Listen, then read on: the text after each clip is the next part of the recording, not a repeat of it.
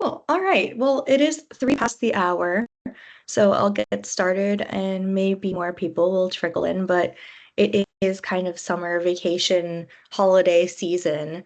And so I hope that wherever everyone else is, they're on a beach somewhere without any reception and not receiving any notifications. But hi, everybody. Welcome to the July community call for the BAI project. So as a reminder, if you're not already part of the Discord, that's where a lot of our community collaboration happens. And I will drop the link in the chat if you are not a member.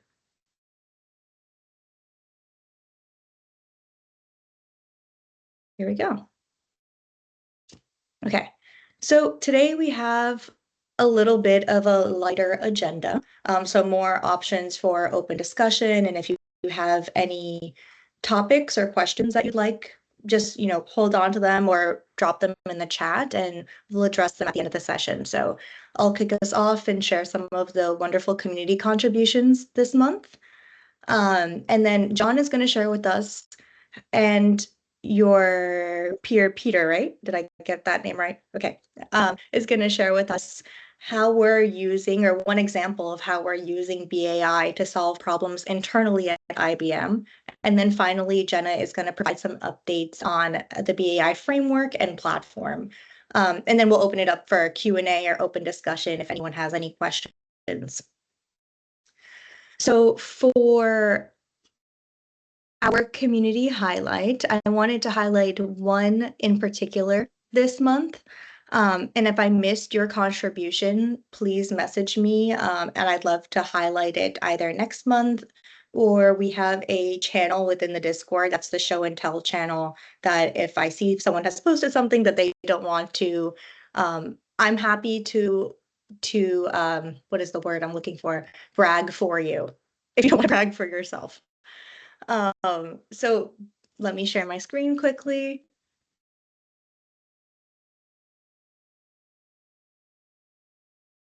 All right, so this contribution is by Bar Heim, and he built an MCP server wrapper that makes the BAI code interpreter universally accessible. So even if you're not using BAI directly, you can still use the code interpreter from BAI as an MCP server.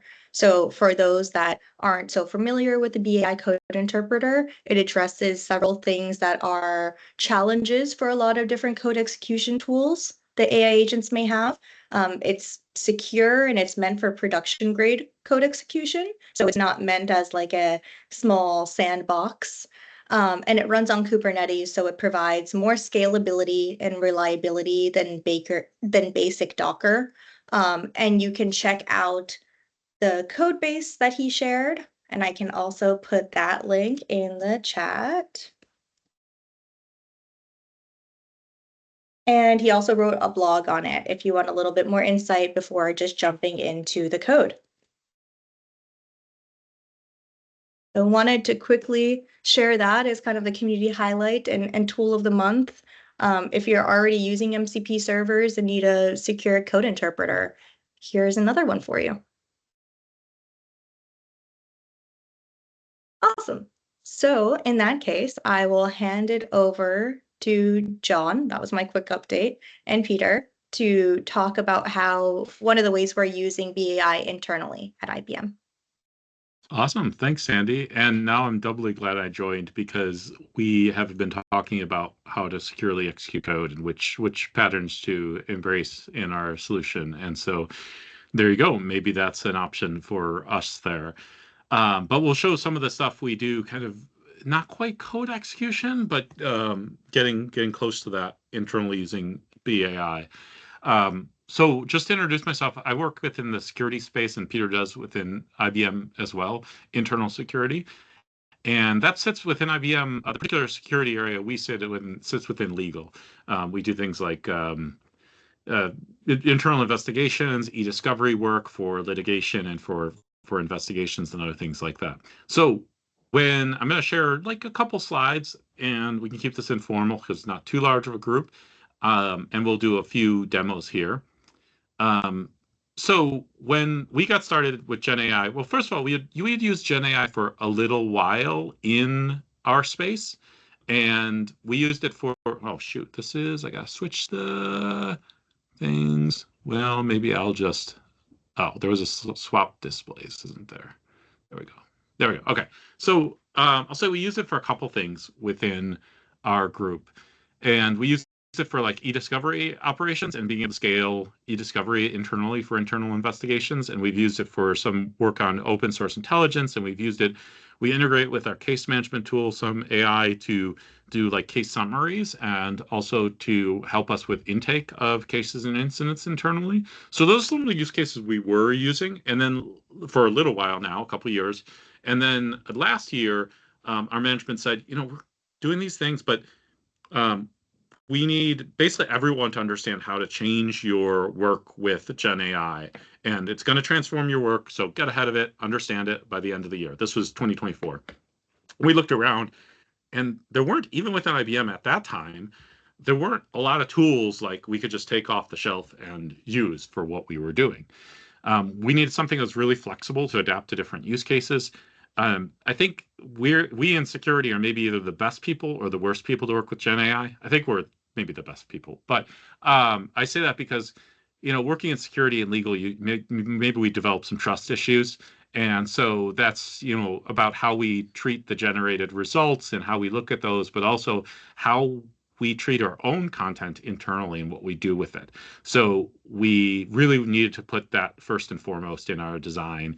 And so we're aggressive about like not storing data when we don't need to and not using it for training data, which is kind of very radically different than the other solutions sometimes take about being aggressive about storing your data and using it, especially internally. A lot of groups like, oh, this is internal data. We actually take a different track with our users and are aggressive about not using it. And so our solution really needed to be like rooted in the user's knowledge. And so I also draw a distinction what we were trying to do from various AskX sort of tools. So we have within IBM, you might have heard, we have an Ask IBM tool, an Ask HR tool, and these are integrated, Ask IT, and they all kind of surface through Ask IBM. But these are meant to be kind of oracles and fonts of knowledge for IBMers. You can ask questions and get answers, and you can work with them into your content, and you can apply some of that knowledge to the general knowledge to your specific problems. But in our case, we really needed this rooted in the user's knowledge. So we started without any out-of-the-box knowledge base. We'll see how we kind of evolved in that and really made it so it work with the content you brought to it.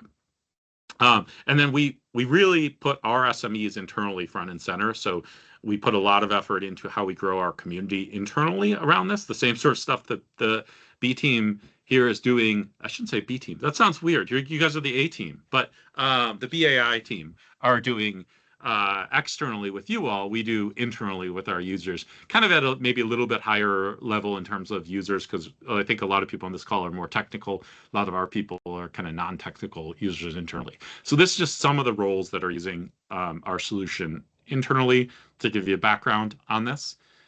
We've grown, that 800 plus numbers, we're almost at 900. We'll probably hit 900 by the end of the week. And when we first created the solution, we thought there were about 1,000 users internally that we might target as kind of our user base.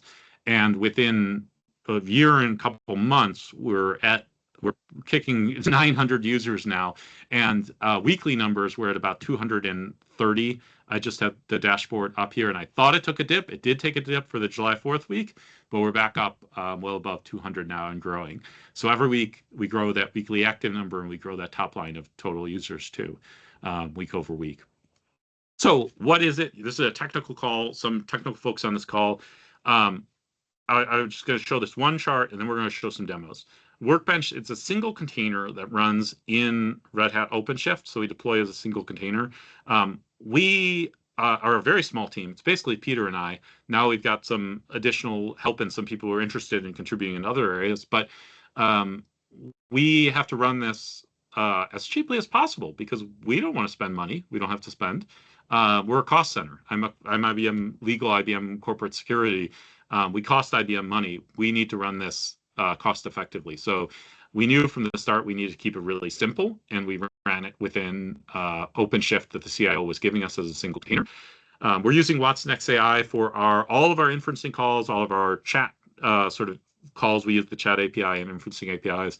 And then also we do use Elastic. We use the basic version of Elastic for a base index, and then we bring in other indexes too as needed. And that front and center at the top here, we see Microsoft OneDrive and Box. So I want to talk a little bit about that and just share in a demo what we did there. We really made it first and foremost so that you would work with your content. This is our Workbench tool. So we made it really easy to bring in like OneDrive content, linking in the user's content from OneDrive so that they would work with their materials, including like entire folders. So I can take an entire folder and like select that folder, and it's going to index that into OneDrive, select it here, and it's going to give me suggested questions for that based on the documents in that folder, and then I can ask about it. Some of the first user scenarios we took here were around things like document comparison. We're in legal, so people are often comparing contracts, policies, things like that. And so we came up with this concept we call recipes or profiles, where I have different use cases that I can basically do. So for instance, on doc comparison, I might want to compare a document, say, let's say, oh, actually, I want to do this over here. This is my test environment. This is the actual production environment. You won't be able to get there if you try because this is on our intranet. But here, I'll show you in our test environment, I could do something like switch over to my doc comparison and just pick two documents here. Like maybe I'm working on an M&A. Back when we were doing the Red Hat M&A, if we had this solution, we might use it to compare different policies and see what the key differences were between those policies. And you know, this is kind of what we might call a workflow, right? In the AI world, it's kind of like a hard-coded set of tools and actions that come together here. So that's kind of where we started, was thinking, okay, we need to kind of have these specific flows that are going to do things for us. This one's pretty long running, actually. So this one can take a while. We have working on this with documents that are hundreds of pages long. And to do that, we actually break down the problem and decompose it into kind of different AI primitives here. So like we actually at a high level, we look for how different are the documents, and that's kind of what that does. And then it takes two different approaches, which we can kind of like drill down and see the differences between those approaches here. One kind of a specific one if the documents seem to be revisions of each other, versus another approach if the documents look farther apart and are different, then we take a different approach here for comparing the documents. So that's going to keep going here, but I have over here on the other screen, I'll just pull over a couple examples so that you don't have to wait for some of these longer running, more expensive processes to run. I'll pull over a couple things I've already done. And then hopefully I'm not taking too much time, but I'll hopefully give Peter a moment here to share something too. So this is the end result. After I compared them, it's walked through those specific steps and it's given me a summary. And this works well against any size documents. We're not just throwing the documents against the LLM and depending upon the model to do the work for us, but we're kind of structuring our work and understanding those low-level AI primitives and how we can apply them to a particular business problem in this case. So that's one case. And where do we use the B stuff? Well, the B stuff is kind of the foundation of how we talk to the AI in this case, how we structure our workflows and how we structure our agents and how we design our tools that are part of this solution. And we looked at other solutions before B, and we were kind of like, should we adopt that? And then when B came around, we're like, okay, this is the thing that's going to help us here. And so then we moved and shifted to use the BAI framework, because we were looking before that, like, should we use LangChain? Should we use other things? And we were kind of like, we want to make the right choice here. And then when B came around, we knew that was the right choice for us on this solution. So we're using the BAI stuff pretty aggressively here in the solutions now to bring together tools and components to build this stuff. I'll show two more examples here, or maybe, let's see, I haven't opened this tab. Yeah, so here's just an example I was playing with where I asked it, like, tell me about open source BAI. In this case, we're using a more traditional agentic approach. The other ones was kind of like a workflow.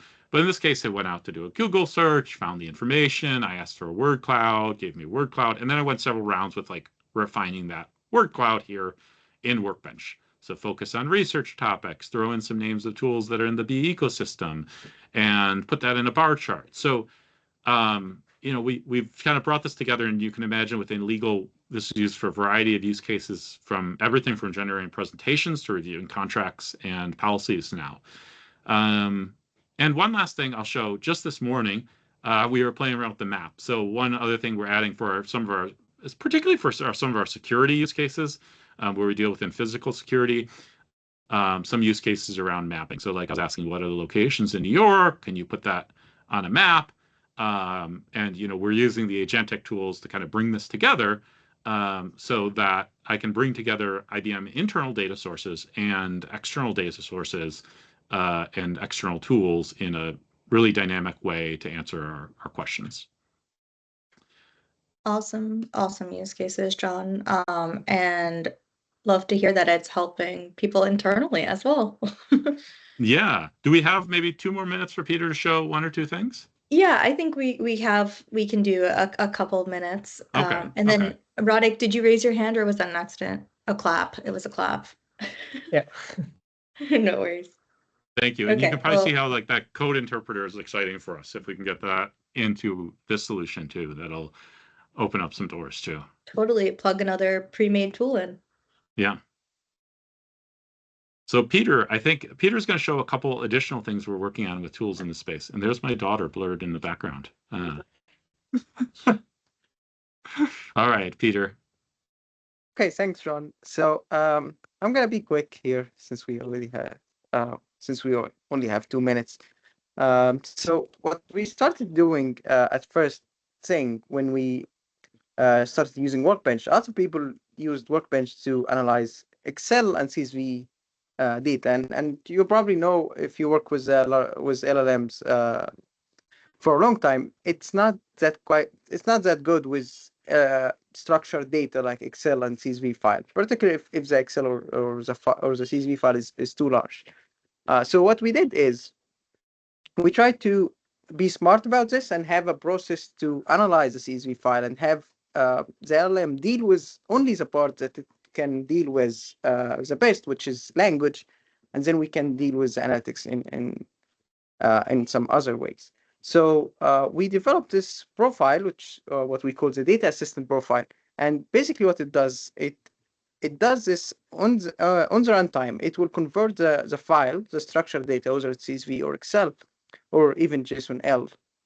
In some cases, it will convert the file to an SQL database, and then we use an agent to create a query to answer the user question. So I asked here, this is a medal.csv file. This is an Olympic 2024 data files that have like the medals and who won what. So I gave it this question, give me a graph of the top 10 countries in terms of gold medals. And now it will try to do that. So the agent takes over and tries to generate a query.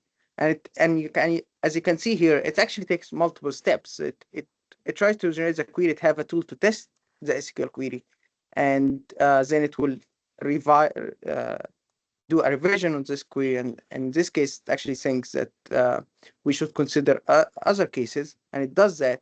And finally, when it's done generating the query, we actually use the query to retrieve the data, and this is the final results. That's coming from the database, or in this case, a CSV file, and it gives me a graph. So you can also ask follow-up questions. So in this case, I asked, after give me a graph of top 10 countries, I was asking about gold medals. So I say, what about silver? And then it goes into the same process, and the agent takes over again for the query generation, and finally give me another graph. So you can imagine that this is working best with analytics question, that otherwise it wouldn't be very useful to ask an LLM to do that for you. And also with the visualization here, it helps bring the data stuff together.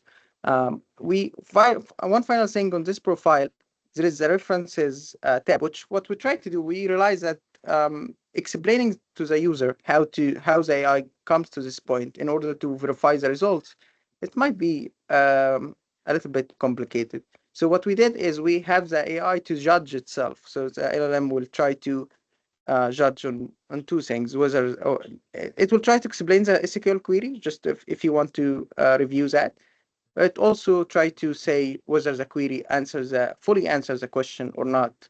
So to have another way to look at that and say, okay, is this correct or this might be missing something. The second thing that I wanted to show is the way that we use LLM to get information from the user.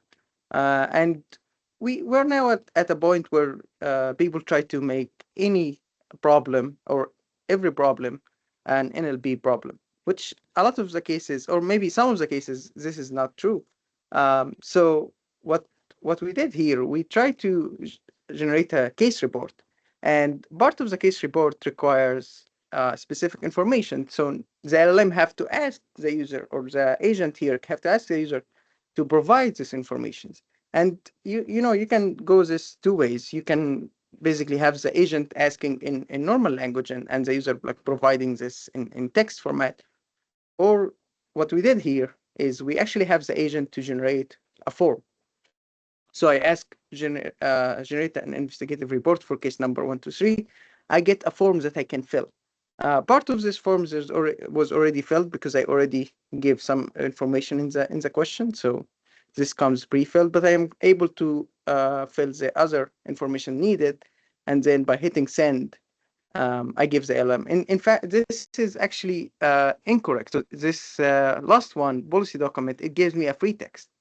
And you see here, when it tries to generate the actual report, the tool that does that, it fails because it needs a document. But the agent now realizes, okay, I messed up in this scenario. I have to generate an input field that doesn't require, that isn't text, it's just a select box for the user document, and it does that. And you can see here, I'm able to select a policy document. And then once I do that, I get the report generated for me. And this scenario came about because we're using this for internal report generation, and we need to make that easier for our users. So they're already using it for internal report generation this way, but we wanted to kind of bring that into the agentic world, not just the, Gen AI world, and bring that into the agentic world so that they'd be able to do that more easily. And so I think that's probably all we wanted to show. And I'm sorry for grabbing more time here, but hopefully it was interesting. I think my question to the community too is like, if we're going to contribute things back, I would love to hear from the community, like which aspects of what we showed are most interesting for us to contribute back to. Yeah, I'd love that. I love the listening feedback. And if you think of it throughout the rest of this call, put it in the chat and we'll kind of monitor the chat. Okay. Thank you so much, Peter and John. That was really, really interesting. And I love to see different components and different tools being used, especially in such unison for a single use case. And so I want to hand it off to Jenna. And Jenna is going to go over some platform updates and framework updates. And I think that we're also going to open it up to some of the rest of the team to kind of show some things as well. Awesome. Thank you, Sandy. I'm going to share my screen here. Let me see if I can.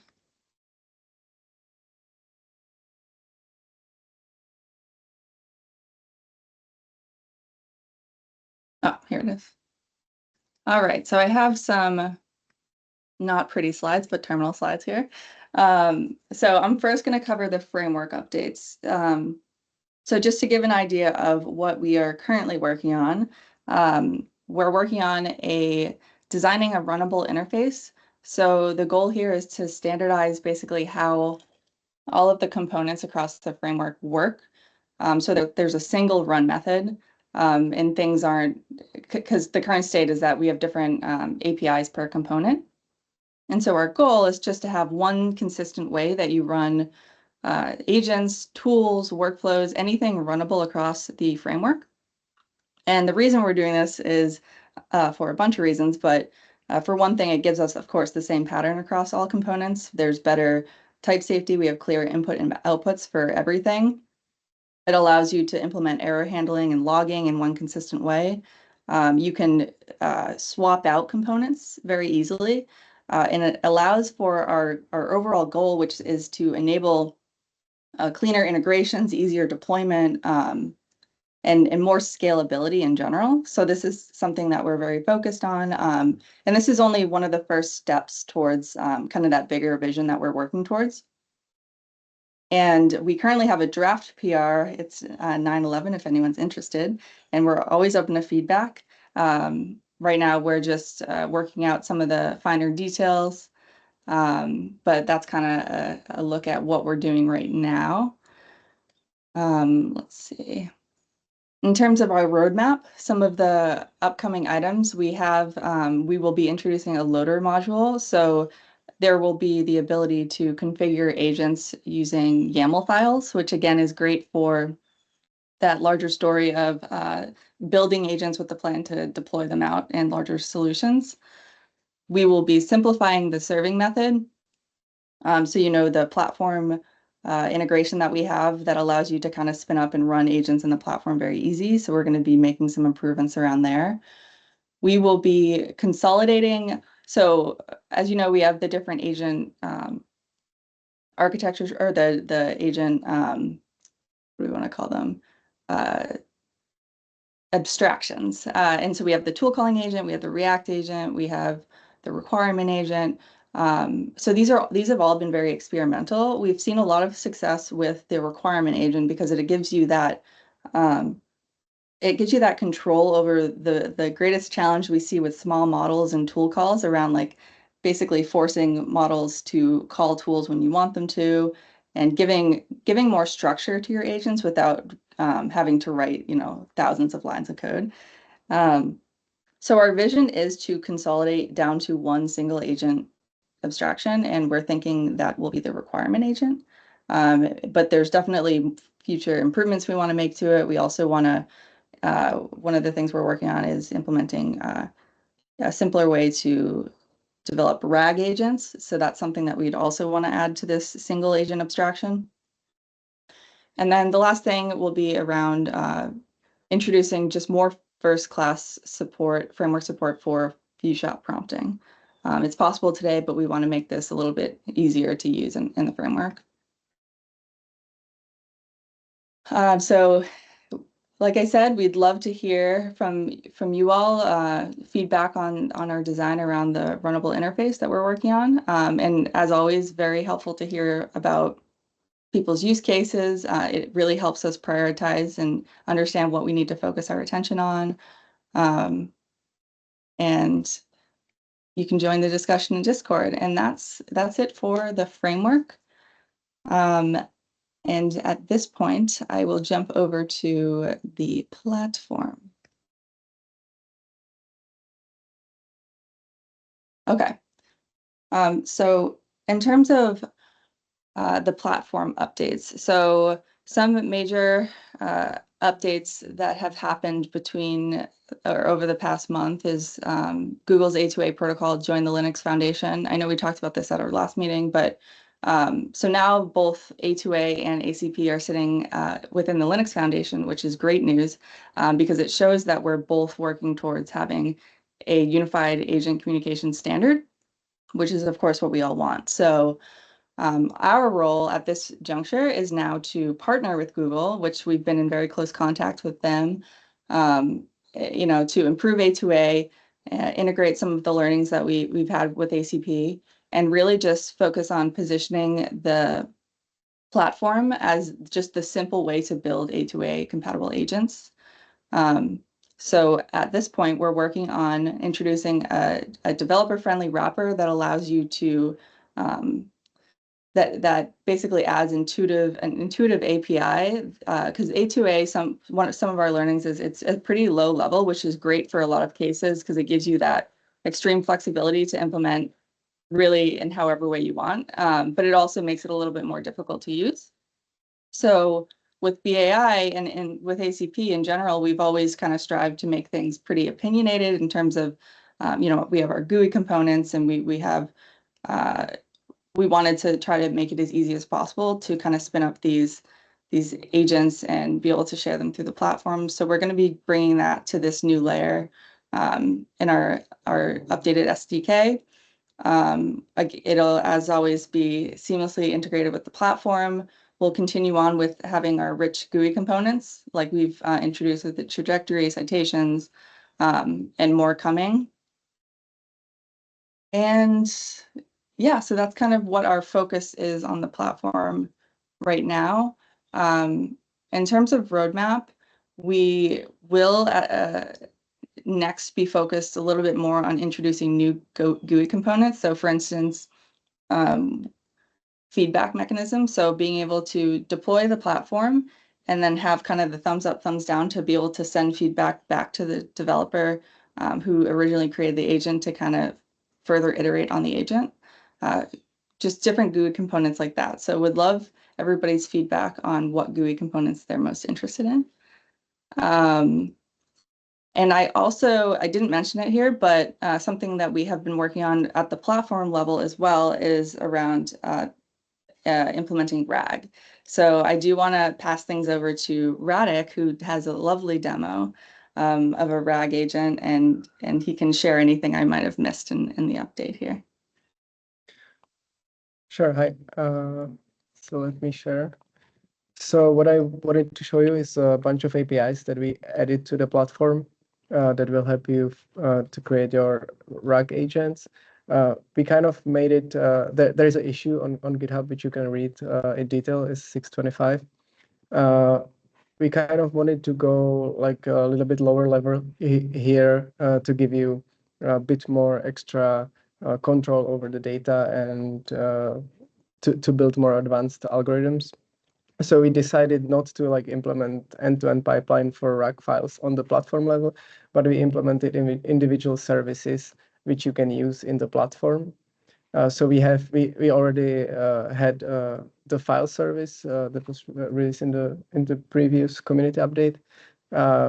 And so you can upload your files to the object storage, you can retrieve the files. Now we have added text extraction service, which will help you extract your PDFs and all supported files. We are using doclink on the backend to extract files, so any format that doclink supports. So you will just call the extract endpoint, you will get the text content of the file. And then we have added embedding service, which you can use to convert those text files into vectors. And we added the vector store service, which will help you to save the vectors into vector database. And we use pgvector on the backend to store the actual vectors and search among them. So this means that there will be some logic that is needs to be implemented in the agent, which is like orchestrating this flow, chunking, embedding, and you have control over these components. We will make sure to provide some kind of, I don't know, tool abstraction in the framework or in the platform SDK or what we decide to put this in, and to make sure like to provide example and like create abstraction for you that you can call and use it seamlessly. But if you want, you will be able to use the individual boxes the way it was designed. And to show you an example, there is we have a RAG agent example now. It's not official. It's like in one of the pull requests drafts. So you can see on GitHub, if you go to the pull request, there is draft agent, RAG agent example. So here's the source code for this. It's not finalized in any way. We want to make it a little bit, polish a little bit more before we make it official or integrate into one of the other agents. But just to show you how this works, there is, I come up with this example. So we have this documentation for the platform. If you go to /LLMs full.txt tab, you can download the content optimized for LLMs. I will just save it as PDF to show you the extraction. So you can save this, and I will name it BAI docs. So I should now have a PDF ready, and I can just add it to the agent. BeeAI docs. Yeah, add it to the agent and ask a question about the docs.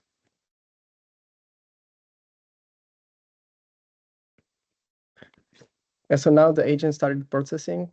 You can see that it's this is the agent runtime. You can see that it's calling the APIs. It's calling the embeddings. It creates vector store. It will run the extraction, and now it waits for the extraction to be completed. There is about 20 pages in the PDF. If I open it up, yeah, it's a bit hidden, but it's quite long, so the extraction can take some time.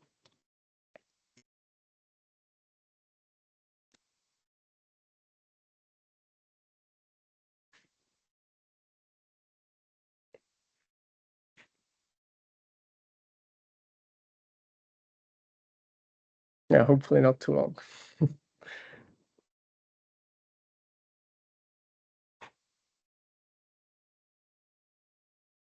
Yeah, there it is. Okay, so now it's extracted. I can the agent will fetch the text content. It will run the embeddings again to embed the question, and it will search the vector store, and I should get my answer now. So to install the BeeAI platform, you will need to install the UV and then use the UV tool install BeeAI CLI, which is correct. And you can also inspect this in Phoenix. So I can just see my latest run here, and I can see what actually happened. So there is the all of the details from the framework, and there was this vector store search tool that was called, and I can see what was actually like inputs to the LLM, or like what was the output from the vector database, which is these bunch of results. So there is a score associated with the documents. There are up to 5 results here. This is ingested into the LLM context, and then it can further process. It's just like normal RAG use cases, how you are used to. So that's about it. If you want, you can have a look at this PR with the code. There is yeah, a bunch of files for the agent. There is like a vector store search tool, which is example tool in the framework. But yeah, I don't want to share any more details because this is not like fully ready or polished.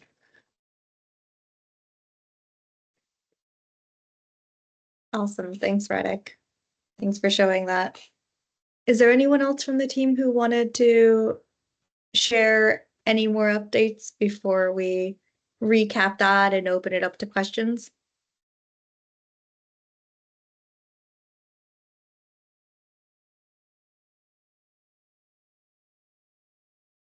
Okay. Speak now or forever hold your peace till next month.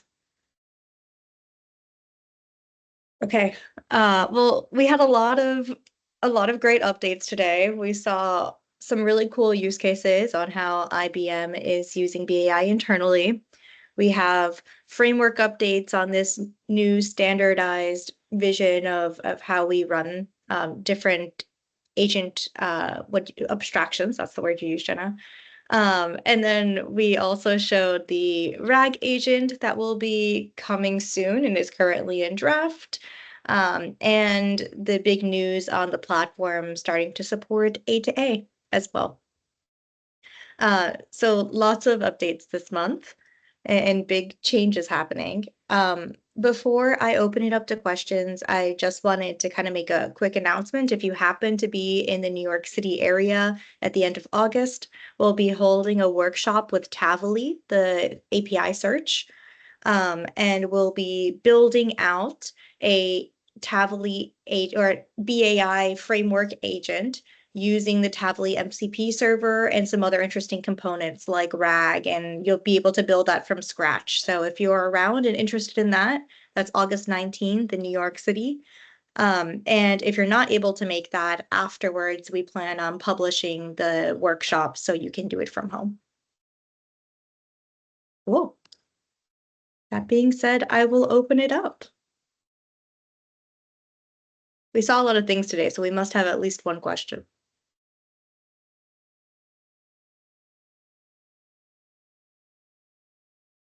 Well, the first question is, will there be a live stream? I'm assuming of the event. And that's a good question. We haven't talked about live stream yet. We can see whether that works. The only thing I foresee being a challenge is being able to help people that might be doing it at home that run into problems on the live stream. But maybe we can live stream the first part of the workshop where we do presentation piece.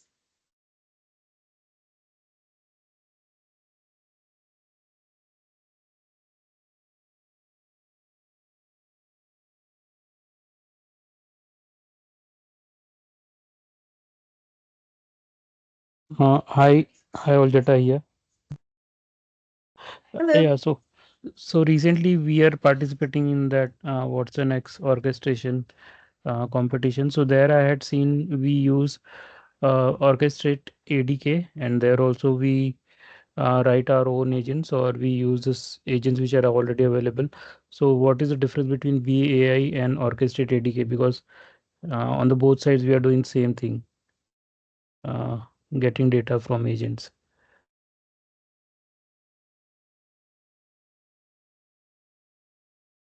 So my question is like, what is the Okay. difference between both of them? Jenna, do you want to take some of that? Yeah, sorry. So the question is understanding the difference between orchestrate, ADK, And I'm assuming the BAI framework, not platform. yeah. So in just BAI in general.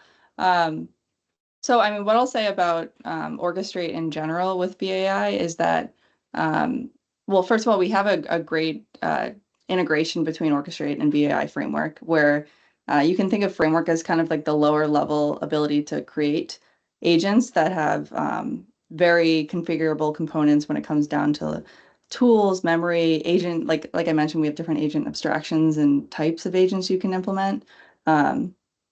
Whereas you can think of orchestrate a little bit more as like a business user experience where you're actually configuring agents, because you're kind of given like a default set of like a standard agent, and you're able to modify, you know, the instructions um, and configure it in a very clean UI, but you just don't have as much of a lower level control, if that makes sense. So they actually, the two complement each other quite well. And we do in our docs page, we introduced within this past month actually an integration page that kind of walks through in a little bit more detail what this integration looks like. I can send that in the chat now. I would just Yeah, reinforce that from our experience building AI solutions within IBM. I totally agree. We're looking at what we just showed at the workbench. We're looking at ACF integrations, the Agent Connect framework from Orchestrate, in order to pull that into Workbench and make it available. And both directions, making the work we do in Workbench available. But you know, we did what we did in Workbench with BAI. I think that was necessary, right? We needed the BAI toolkits to do what we were doing there because we were dropping down and using some of those lower level concepts. And so I totally agree with that positioning that Jenna put out there too, from an implementer perspective inside IBM. Awesome. Thank you, John. yeah, thanks Jenna and thanks John. So I have a use case.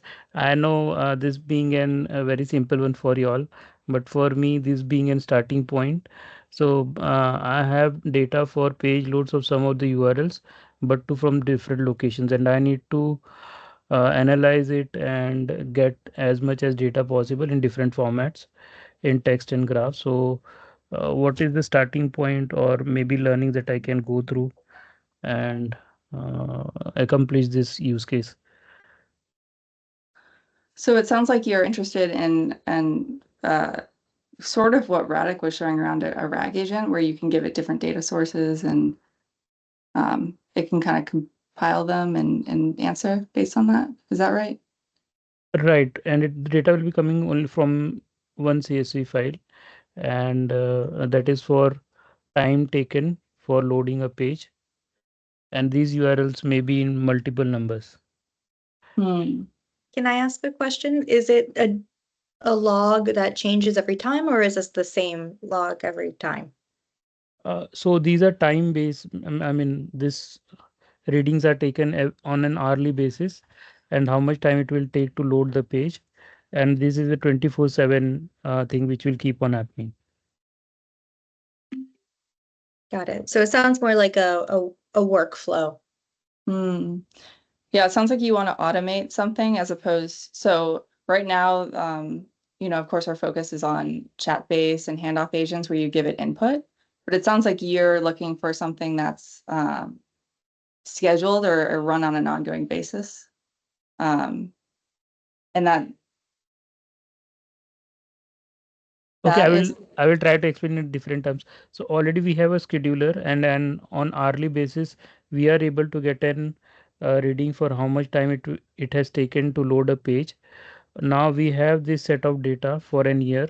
We want to analyze this data and get insights like at in which month the time taken to load a page was on higher side, or maybe on a daily basis, or maybe on a hourly basis. And if we can predict something, if not predict, at least we can see some trends Okay. and tell to clients like these were the days, and Oh. do something on to reduce the time load for other pages. Okay, in that case, I think our integration with Dockling will be very useful because it'll allow you to leverage our a more advanced version of our file upload where there can be a little bit more data processing. So I can imagine you having kind of a data analyst agent that you're able to share these records with, and it's able to generate.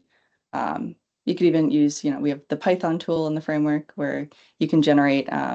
You can kind of run code in a sandbox environment and generate charts and yeah, I think that's a great use case for this new feature. And if you wanted to reach out, if you're confused, if you want to reach out to me on Slack, I can drop any of the links of the features that would be helpful, like the code interpreter piece that Jenna was talking about. I can like give you the Docklin piece that I think would be helpful, and you can stitch them all together. Sure, Sandy. Thanks, Jenna, for briefing in such a way. Yeah. No problem.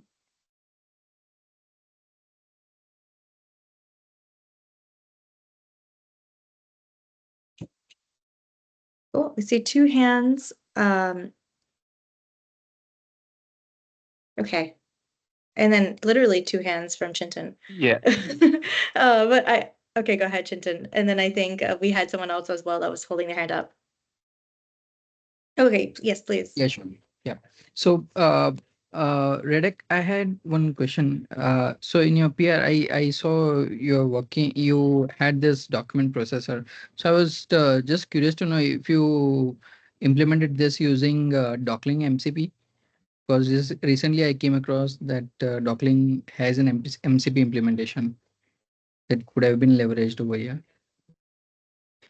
Well, no, MCP gateway is something we are planning to, which is like introducing MCP tools into the platform. But this is like directly using their Kubernetes API. So they have, if you go to Dockling GitHub, they have these Dockling serve. There is this Dockling serve project, and you can deploy it to Kubernetes. So that's what we are doing in the cluster. So we have this Dockling serve, which is API, which is useful for extracting documents. So we actually like forward your request through the platform to the Docklink for extraction and store the results. Got it. And just one follow-up question. So, do you also process images as a part of extraction from the documents? Like you would extract text information, but how do you process images if they are part of the document? For example, in case of PPTs, there might be some images, charts that are there. Yeah, so Docklink does have support for images. We have it enabled, but we only use the CPU-based image for Docklink, which means it can take a little bit more time because the images are especially heavy on the GPU processing.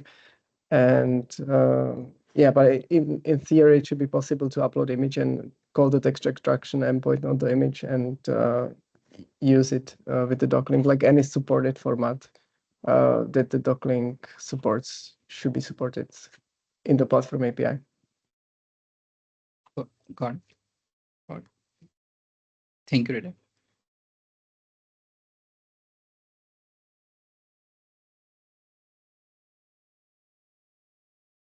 Hi, Sandy and Jenna. Just a quick question and follow up to the previous question regarding the Watson 2025 challenge. So I guess I'm kind of learning everything about the BI framework, and I wanted to know if that framework or if anyone is really using that for this challenge specifically. And thank you for the link, but just wanted to hear like the community's thought, or if anyone is approaching that challenge with BI framework in general.